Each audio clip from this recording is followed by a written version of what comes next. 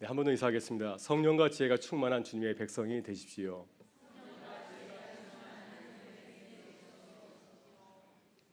네, 오늘 본문에서 바울 사도는 고린도 교회에서 일어났던 성령 운동과 또 성령 은사에 대한 문제를 전하고 있습니다. 바울은 이 성령의 문제를 12장부터 14장까지 길게 기록을 하고 있습니다. 13장에 나오는 사랑의 은사도 바로 이 성령의 은사와 관련하여서 바울이 제시한 해결 방안이라 할 수가 있습니다. 또 14장에서 다루어지는 방언의 은사는 고린도 교회에서 아주 심각한 문제를 일으켰던 성령의 은사였습니다. 그래서 바울은 차라리 방언의 은사를 구하지 아니하고 예언의 은사를 구하면 좋겠다까지 권면하고 있습니다. 왜냐하면 바울이 보기에 예언의 은사는 교회를 세우는 그러한 은사이기 때문입니다. 이렇게 바울은 고린도 교회가 성령의 은사에 대한 잘못된 이해 때문에, 잘못된 오해 때문에 큰 어려움을 겪는 것을 보면서 이제 고린도 교인들을 향하여서 성령 은사에 대해서 말씀하신 것입니다. 여러분, 한국 교회를 돌아보면 이 성령 은사의 문제는 고린도 교회만의 문제는 아닙니다. 한국 교회가 그동안 크게 부흥하고 성장한 것은 이 성령의 놀라운 역사를 경험하였기 때문이었습니다. 그러나 그 과정에서 한국 교회가 놀라운 은혜를 경험하였지만은 또한 성령에 대한 잘못된 이해 때문에 큰 어려움을 겪은 것도 사실입니다. 저는 고등학교 시절에 고등부 임원 활동을 하면서 성경이 나오는 성령의 은사들을 직접 경험하였습니다. 제가 고등부 시절에 우리 고등부를 지도하였던 전사님이 계셨는데 이분이 아주 성령에 대한 관심이 많았습니다. 또 많은 은사를 가지신 분이어서 그분 함께 고등부를 섬기면서 성경에 나오는 그 은사들 다 경험을 하였습니다. 그때 저도 방언을 경험하였고 또 우리 고등부 친구들이 성경에 나오는 그러한 놀라운 은사들을 직접 경험하는 친구들도 있었습니다. 그때 정말 놀라운 은사들을 보았습니다. 귀신 축사, 입심, 또 영분별, 예언, 이런 놀라운 은사들을 직접 경험을 하였습니다. 그래서 그때 우리 고등부에서는 방언을 하지 못하면 부끄러워하였습니다.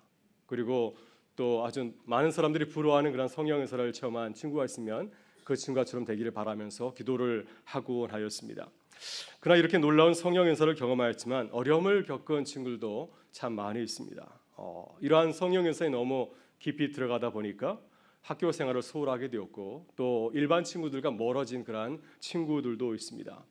가만히 생각해 보게 되면은 그때 참 놀라운 성령 은사를 경험하였지만은 어려움을 겪은 친구들을 보게 되면 성령의 은사에 대한 지혜와 지식이 부족했기 때문이 아닌가 하는 생각이 듭니다. 그때 이 성령의 은사에 대한 바른 이해와 지식을 가지고 있었다고 한다면 비록 어리지만은 풍성한 은혜를 누렸을 터인데 그것을 감당할 수 있는 그런 지식과 지혜가 부족하기 때문에 어려움을 겪은 그런 기억이 납니다. 그래서 우리가 성령의 은사, 하나님께서 약속하신 그 은혜를 누리기 위해서는 바른 이해와 또 지식이 필요한 것을 우리가 알아야 될 줄 믿습니다. 오늘 바울 사도가 성령의 은사에 대해서 말씀하시는 것은 무엇입니까? 바울이 14장에서 방언의 문제를 집중적으로 다루고 있는 것을 보아서 고린도 교회는 성령의 은사 가운데서도 특별히 방언의 문제 때문에 방언의 은사로 큰 어려움을 겪게 되었습니다. 고린도 교회는 방언을 하는 성도가 있었고 또 방언을 하지 못하는 성도가 있었습니다. 이 둘 사이에 갈등과 분쟁이 있었습니다. 기도 중에 방언하는 사람들은 내가 마치 하나님과 깊은 관계에 있는 사람들처럼 많은 사람들의 부러움을 사게 되었고 또 그런 방언을 하지 못한 사람들은 부러움을 가지고서 그들을 바라보곤 하였습니다. 방언을 경험한 그분들이 이해심을 가지고서 방언을 하지 못한 분들을 케어했다고 한다면 교회는 아름다운 덕을 세웠을 것입니다. 그런데 방언하지 못하는 사람들을 무시하고 멀리하였기 때문에 교회에 큰 분쟁이 생기게 된 것이었습니다. 여러분, 지금도 방언을 중요하게 생각하는 교단의 교회에서는 방언을 해야 그 교회에서는 교인 행세를 할 수가 있습니다. 제가 대학 3학년 때 이제 4학년을 앞두고 친구의 초대로 한 선교단체에 겨울 순회를 참여한 적이 있습니다. 5박 6일이었는데요. 그 선교단체는 귀신 축사를 위한 회원으로 활동할 수가 있습니다. 귀신 축사가 그 기본입니다. 만약에 귀신 축사를 하지 못하면 거기에서는 회원의 행세를 할 수가 없습니다. 그래서 5박 6일 동안 귀신 축사하는 그런 친구들과 계속해서 싸웠던 그러한 기억이 있습니다. 왜냐하면 저는 그 단체에서 초보였기 때문이죠. 이렇게 고린도 교회도 방언을 해야 교인으로서 인정을 받을 수가 있었습니다. 그런데 이 방언의 은사가 고린도 교회를 아름답게 세우고 건강하게 했다고 한다면 얼마나 기쁜 일이겠습니까? 그런데 이 문제로 인해서 교회 가운데 큰 불행이 일어나게 된 것이었습니다. 성령 은사를 받긴 받았지만은 그 은사가 교회를 바로 세우지 못하고 오히려 교회를 무너뜨리게 했기 때문에 바울 사도가 그들에게 지금 이 성령의 은사에 대해서 말씀을 전하게 된 것입니다. 여러분, 그렇다면 바울 사도는 이 성령의 은사에 대해서 어떤 관점에서 바라보고 있을까요? 본문 7절에서 이렇게 말씀하고 있습니다. 우리 7절의 말씀을 같이 한번 읽어보도록 하겠습니다. 각 사람에게 성령을 나타내심은 유익하게 하려 하심이라. 아멘. 이 말씀이 바울이 성령의 은사를 바라보는 핵심적인 말씀이라고 할 수가 있습니다. 하나님께서 우리에게 성령의 은사를 주신 궁극적인 목적은 무엇입니까? 우리를 유익하게 하려는 것이라고 하는 것입니다. 나만 유익하게 하는 것이 아니라 모든 공동체 식구를 유익하게 하기 위해서 그 은사를 나에게 주었다고 하는 것입니다. 따라서 성령의 은사는 교회를 위한 은사입니다.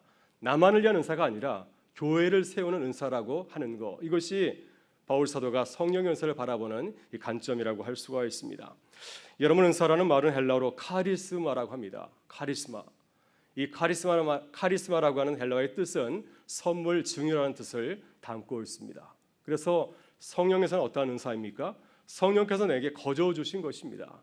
내게 무슨 능력이 있어서 내가 소유하게 된 것이 아니라 성령께서 나를 거저 주신 것, 선물로 주신 것이 바로 이 은사라고 하는 것입니다. 그래서 은사를 가진 사람은 어떤 사람입니까? 성령에서 거저 주신 선물을 가지고 있는 사람이라고 할 수가 있습니다.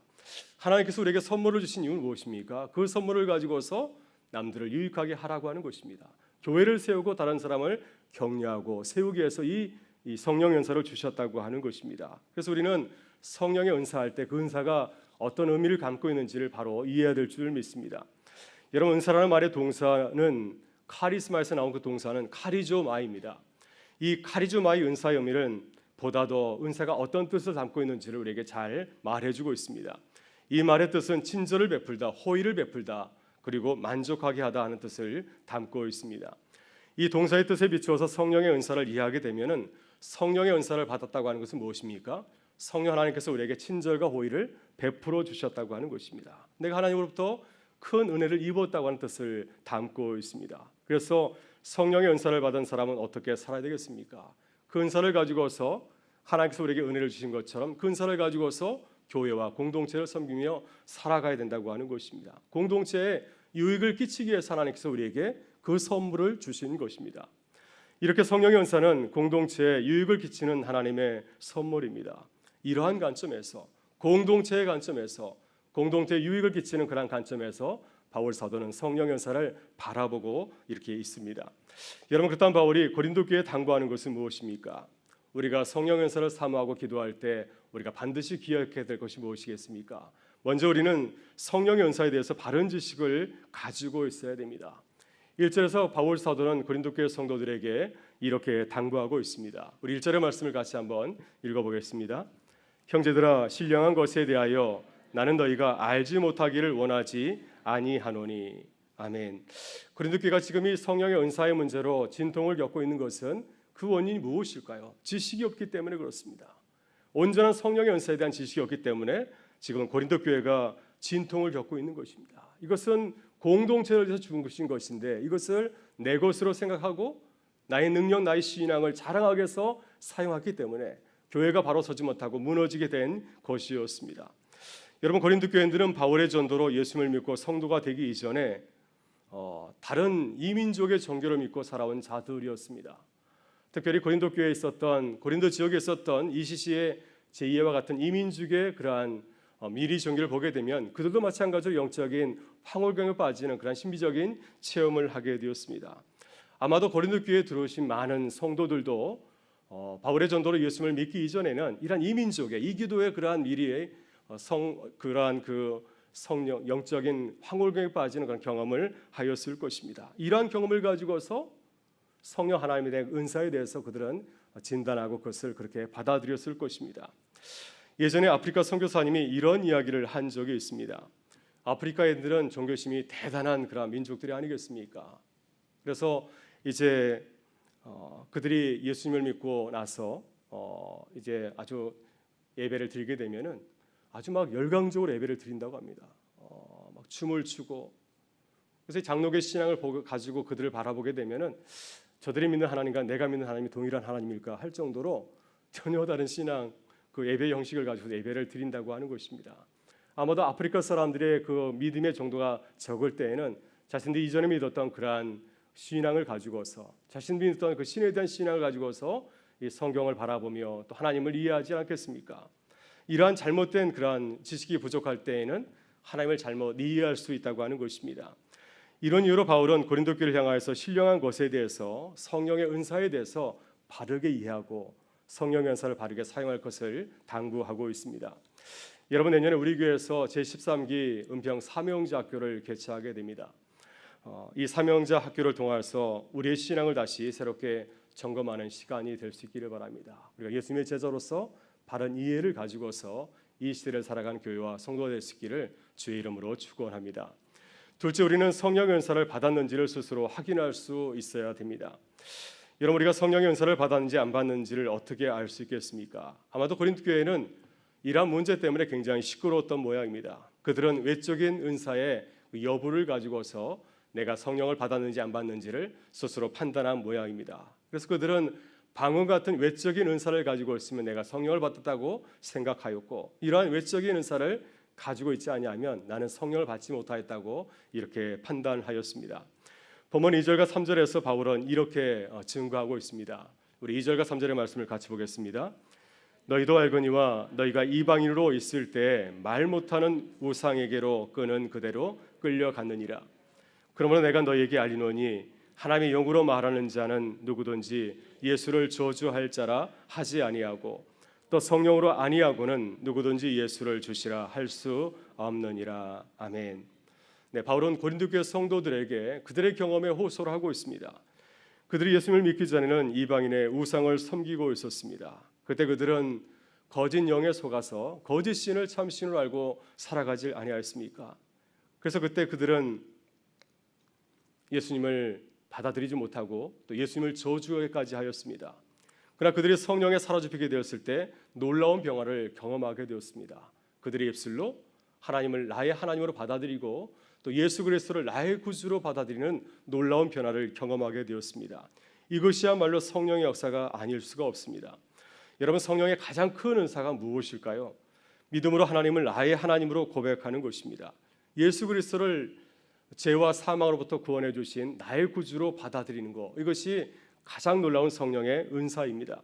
이 신앙의 고백이야말로 하나님께서 우리에게 주신 가장 큰 선물입니다.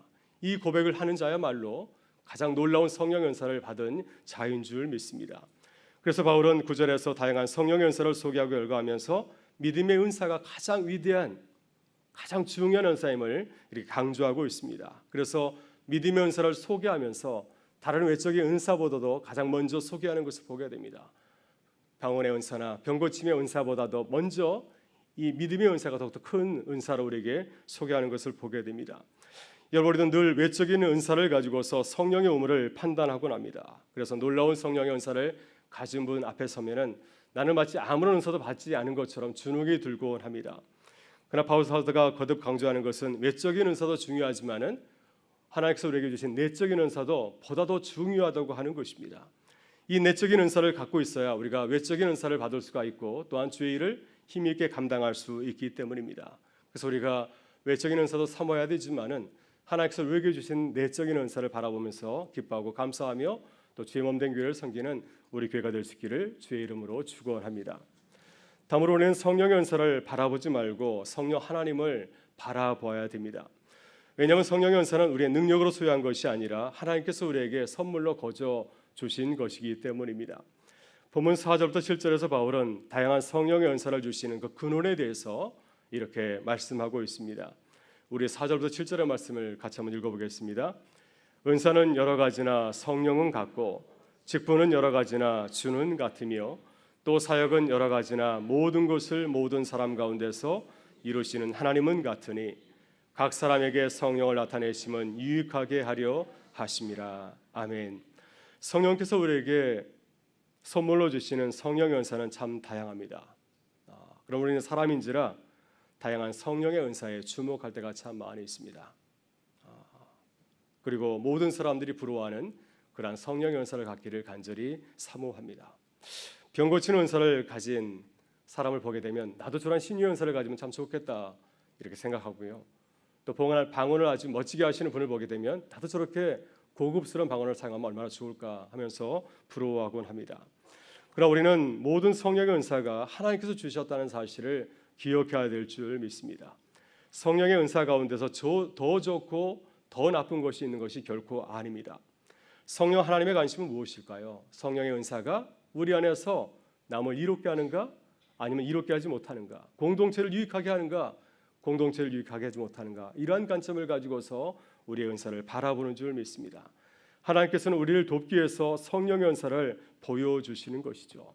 아무리 좋은 은사라 할지라도, 아무리 사람들이 부러워하는 그런 은사라 할지라도 그 은사가 교회를 세우지 못한다고 한다면 그것은 우리가 삼가야 됩니다. 다시 말해서 성령의 은사는 교회의 덕을 위해서 사용해야 될 줄 믿습니다. 따라서 우리는 교회 안에서 우리가 가진 은사들을 모두에게 유익하도록 사용해야 됩니다. 그리고 모두에게 유익한 은사를 끼치는 그런 분이 있다고 한다면 그분을 격려하고 또 축복해야 될 줄 믿습니다. 그리고 다양한 은사를 주신 하나님을 바라보면서 사람을 보라는 것이 아니라 우리 가운데 이렇게 아름다운 다양한 은사를 주신 하나님을 바라보면서 감사하며 나아가는 교회가 될 수 있기를 간절히 바랍니다. 이렇게 우리들이 성령의 은사를 바라보고 서로를 높이고 존중하면 성령의 은사로 인해서 우리 교회는 더욱더 아름다운 공동체로 교회의 덕을 세우고 하나님께 영광을 올려드리는 그런 귀한 교회로 거듭나게 될 줄 믿습니다. 마지막으로 성령 하나님께서 우리 모두에게 다양한 은사를 주셨음을 기뻐하고 감사해야 될 줄 믿습니다. 여러분, 우리는 세상적인 가치관을 가지고 있어서 성령의 은사도 성적을 매기고 또 순위를 매길 때가 참 많이 있습니다. 그래서 성령의 은사를 말할 때 똑같이 하나님께서 우리에게 주신 공평한 선물로 바라보는 것이 아니라 은사의 좋고 나쁨을 따지곤 합니다. 남들이 부러워하는 그런 은사를 가지고 있으면 저분은 신앙이 참 좋은가 보다, 그렇게 생각할 때가 참 많이 있고요. 사람들이 별로 중요하게 생각하지 않은 은사를 가지고 있는 분들은 우리가 관심을 가지고 바라보지 못할 때가 참 많이 있습니다. 그러나 하나님께서는 교회를 세우기 위해서 우리 모두에게 각자에게 필요한 은사를 허락하여 주신 줄 믿습니다. 본문 8절부터 10절을 보게 되면은 바울 사도는 한 성령이 주신 다양한 은사들을 이렇게 소개하고 있습니다. 우리 8절부터 10절의 말씀을 같이 한번 읽어보겠습니다. 어떤 사람에게는 성령으로 말미암아 지혜의 말씀을, 어떤 사람에게는 같은 성령을 따라 지식의 말씀을, 다른 사람에게는 같은 성령으로 믿음을, 어떤 사람에게는 한 성령으로 병 고치는 은사를, 어떤 사람에게는 능력 행함을, 어떤 사람에게는 예언함을, 어떤 사람에게는 영들 분별함을, 다른 사람에게는 각종 방언 말함을, 어떤 사람에게는 방언을 통역함을 주시나니. 아멘. 네, 바울은 우리에게 성령의 은사를 소개하고 있습니다. 그런데 바울이 우리에게 소개한 은사를 우리가 크게 두 가지로 나누어 볼 수가 있습니다. 내적인 은사와 외적인 은사로 나누어 볼 수가 있습니다. 바울은 우리에게 성령 은사를 소개하면서 외적인 은사를 먼저 소개한 것이 아니라 내적인 은사를 먼저 우리에게 소개해 주고 있습니다. 내적인 은사는 어떠한 은사입니까?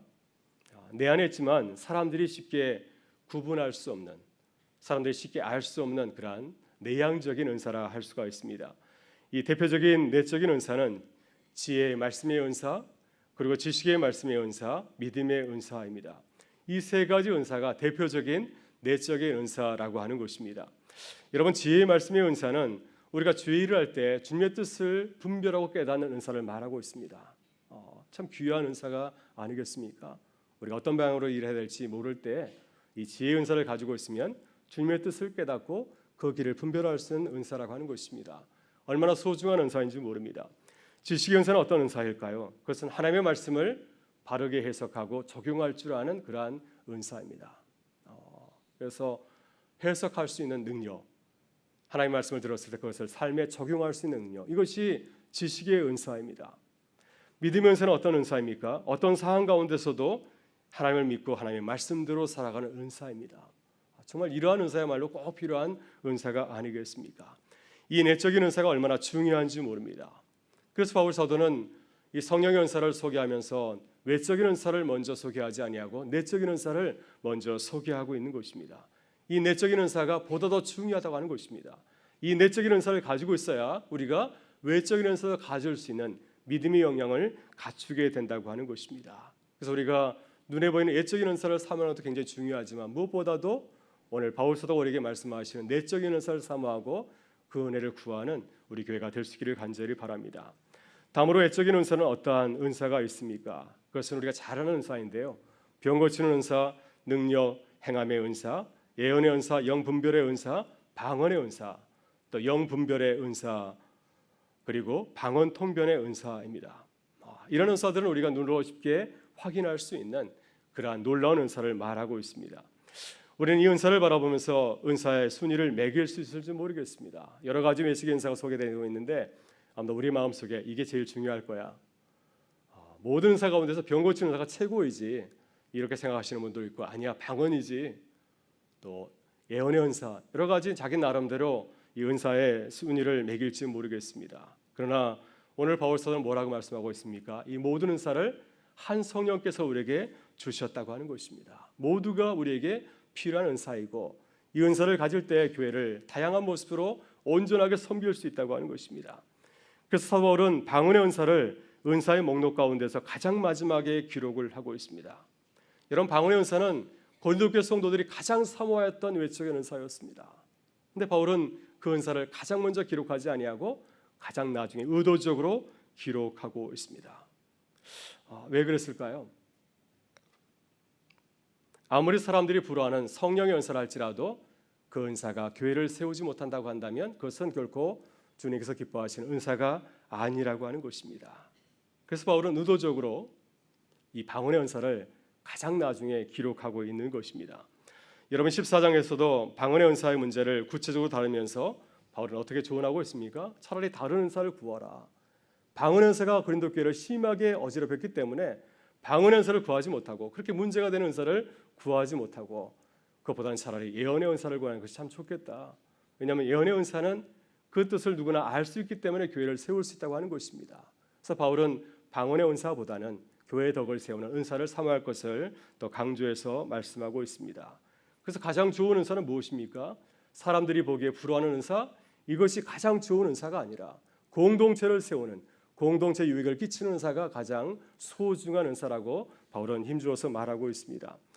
여러분 그렇다고 우리가 어떠한 성령의 은사를 사모해야 되겠습니까? 바울은 11절에서 아주 의미심장하게 이렇게 말씀하고 있습니다. 우리 마지막으로 11절의 말씀을 같이 읽어보겠습니다. 이 모든 일은 같은 한 성령이 행하사 그의 뜻대로 각 사람에게 나누어 주시는 것이니라. 이 모든 다양한 은사가 모두 소중한 성령의 은사라고 하는 것입니다. 모두 하나님께서 각 사람에게 교회에게 유익을 위해서 섬기라고 주신 것입니다. 그래서 우리는 하나님께서 주신 은사를 감사하고 기뻐해야 된다고 하는 것입니다. 그래서 우리는 성령의 은사를 구할 때 가장 먼저 생각할 것이 무엇이겠습니까?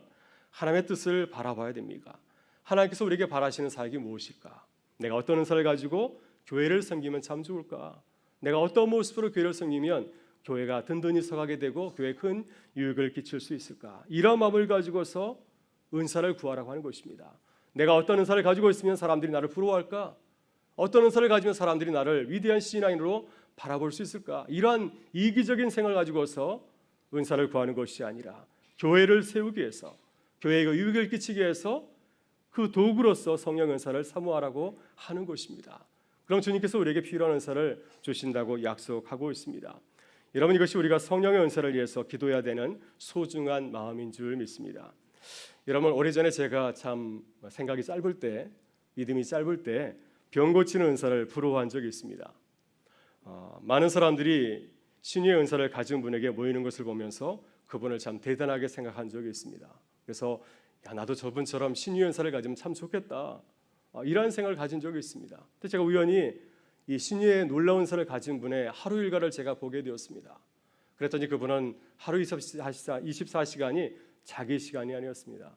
새벽 미명부터 밤늦은 시간까지 늘 병자들에 둘러싸여 있었습니다. 계속해서 그들을 위해서 기도해 주는 사역을 하게 되었고요. 때로는 식사도 제대로 거르지 못하면서 환자를 돌보는 것을 보았습니다. 그래서 제가 그때 깨달았습니다. 이것은 이기적인 사람은 도저히 감당할 수 없는 사역이구나. 그래서 제가 부끄럽게도 그 사역을 기꺼이 내려놓은 적이 있습니다. 그러나 요즘은 다시 그런 마음이 듭니다. 우리 교회에 어려우신 분들을 보게 되면, 아프신 분을 보게 되면 하나님 때때로 저에게도 신유의 은사를 주시면 참 좋겠습니다. 이러한 기도를 드리기도 합니다. 그러나 성령의 은사는 이기적인 사람에게는 어울리지 않는 것 같아요. 공동체를 살아가는 사람에게 하나님께서 주시는 은혜로운 사역인 줄 믿습니다. 여러분, 우리는 어떤 성령의 은사를 사모하고 있습니까? 오늘 주님은 공동체의 유익을 위해서 우리에게 성령의 은사를 선물로 준다고 말씀하고 있습니다. 내가 사는 공동체를 섬기기 위해서 성령의 은사를 사모하실 수 있기를 바랍니다. 그럼 하나님께서 우리에게 필요한 은사를 주셔서 교회를 아름답게 섬기는 주님의 영광의 도구로 우리를 사용하실 줄 믿습니다. 우리 모두가 주님이 주신 성령의 은사로 항상 기뻐하며 감사하며 교회를 섬기는 교회가 될 수 있기를 주의 이름으로 축원합니다. 함께 기도하겠습니다. 참 좋으신